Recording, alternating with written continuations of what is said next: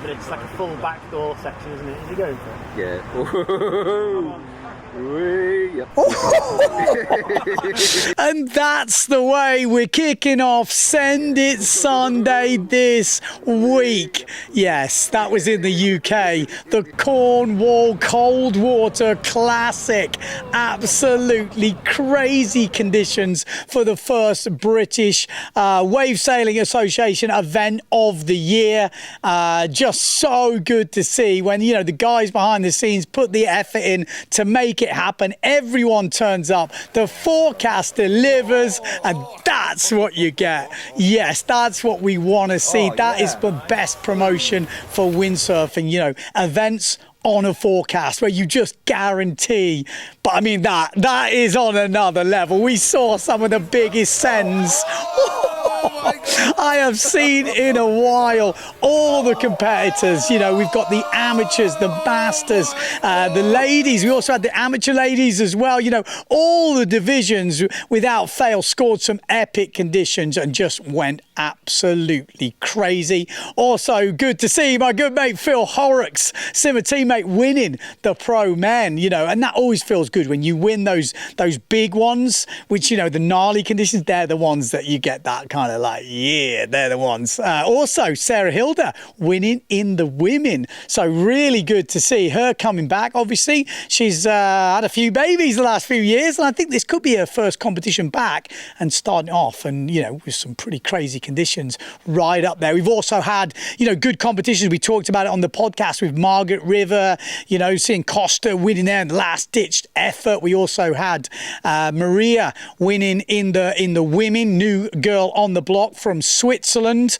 We also had, well, Japan, Brasilio going over to Japan for that 4-star. I didn't quite see that happen. I think Antoine Martin changed the sponsor him. Goya 1 and 2 over in Japan with Takara Ishii, another new rider on Goya. So Goya 1, 2, 3 in the pro men in Japan, which was kind of interesting stats to see.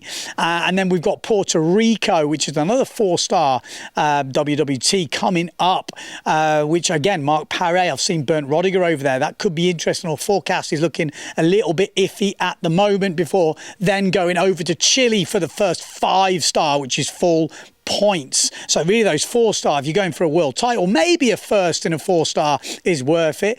As you go down to second and third, you know, the points drop off quite a lot. So really we're looking at the guys and the girls that win those 4-star events, and maybe it's a backup score for them if they mess up any of the 5-stars. But it's looking to be an exciting year.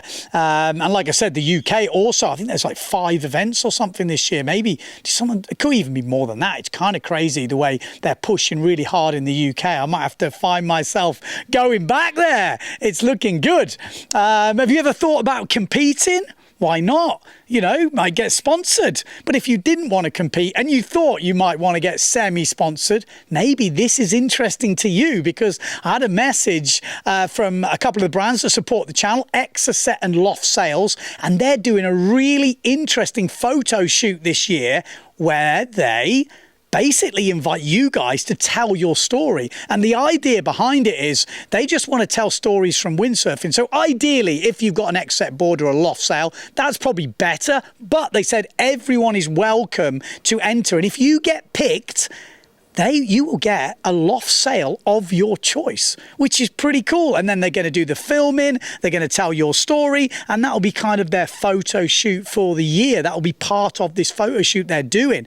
I haven't heard, you know, how many people are going to get picked, but it's going to be a few people, that's for sure. The only stipulation is it's going to be in the EU, so in Europe. So that's where they're picking the guys from. So apologies if you're from Australia or the United States, not really going to happen. But in Europe, if you've got it, I will put the link below in the description of this video. Click on that and you'll be able to, you know, put your name and your story, and then they'll go through it. And if you're picked, they will reach out to you individually, and you could get a LOFT sail of your choice and get to tell your story on video. And it says, you know, even if you're a beginner, that's all counting. You know, if you're a semi-pro, if you're just a weekend sailor, weekend warrior, all counts. So get involved. I thought that's a really interesting thing to do, and it's going to be, we'll see how that plays out, who gets picked. It could be one of the Windsurfing.TV viewers out there. So definitely get involved with that.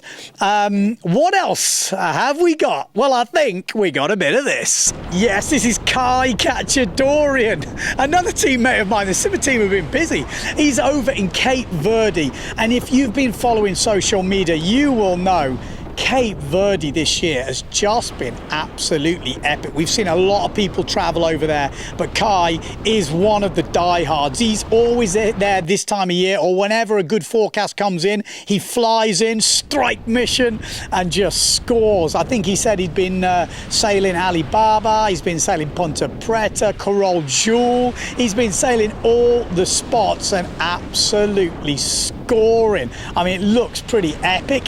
Also, Victor Fernandez, I think he's even got a place over there in Cape Verde at the moment. Seen some videos dropping from him. He spent most of his winter out in Cape Verde, and he looks to be living it. Apparently, there's direct flights from the Canary Islands now. So we had Liam Dunkerbeck on the podcast the other day, and he said he's been flying over a couple of times now. Marino Gill's been over there. Mark Paré has been over there. Leon Jammer. I mean, Henry's been out there. Literally, I've seen so many more people going to Cape Verde at the moment. It's definitely coming back on the radar. And when you look at some of the visuals, you're like, yes, I know why. I definitely know why. Obviously, I've just got back from Cape Town. We had 3 weeks to the Send It Academy. You've been watching those videos, so I won't talk any more about that, but that was a great success. Really good February in Cape Town. I mean, conditions were just super fun. Really windy and super fun. What else have we got? Well, I'll tell you what, we got a bit of this. Check out this thing. Yes, this was from Marcus in France, in Wissant, and he said he went for a forward loop, got a big gust. Jesus. Full over the handlebars. That's like that Mark Angulo move from a long time ago, from those old Neil Pride videos, but that's pretty cool. That is pretty special. We love that. Also got sent these. Yeah, this is Costas from Greece going for the push loop. Yes, he said he's got a decade of going for these, and he said his hit rate is about 4 in 100, so not a great hit rate, but I tell you what, he's charging, he's sending it, and that's what we love to see. So massive thanks to Costas over in Athens in Greece for sending those over. And then on a slightly different note, I got sent this. Yeah, this is Florian Lambert, and he's over in Mauritius. Spent a lot of time over the years in the UK in the racing scene, but he is French. But now he's living in Mauritius, and look at this on the longboard. On the raceboard, he's got the dolphins swimming by the side. I mean, that's a relaxing day out, isn't it? You know, the longboard has kind of got lost just a little bit. There's still a good, healthy racing scene out there, but it's definitely not as strong as back in the day when I was doing it. You know, we had 200-300 people turning up to like a national event sometimes, which was crazy, but I used to enjoy going out on the longboard, getting on the rail, the daggerboard down. The only thing better than that is when you've got dolphins going by the side of you, so that's pretty cool. We love to see that. We got to take this opportunity, so if you've got any good videos you want to send us, send them in. Send it at Windsurfing.TV, put it on Dropbox, we transfer it to big file. If not, you can just email it straight. It could be a crash, could be a make, could be just something you're proud of, could be a dog windsurfing. It could be pretty much anything. You know the drill, but get it sent in.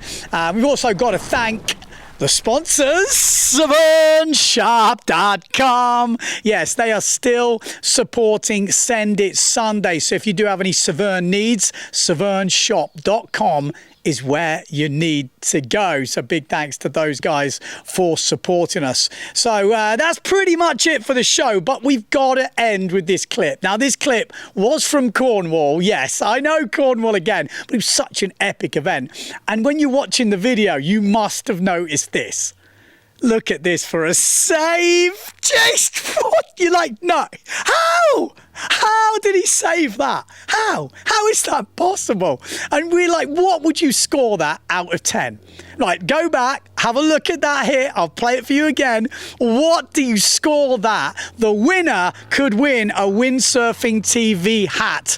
Put your score out of 10 in the comments. If you remember, if you've chipped in some beer money in the last 12 months, like these legends, yes, you could be in the shout of winning a Windsurfing.TV hat. I have sent a load out, so hopefully you all receive them. But let us know in the comments below what you would score that. That is so good. But there's only one thing left to say, that no matter where you are in the world, don't forget to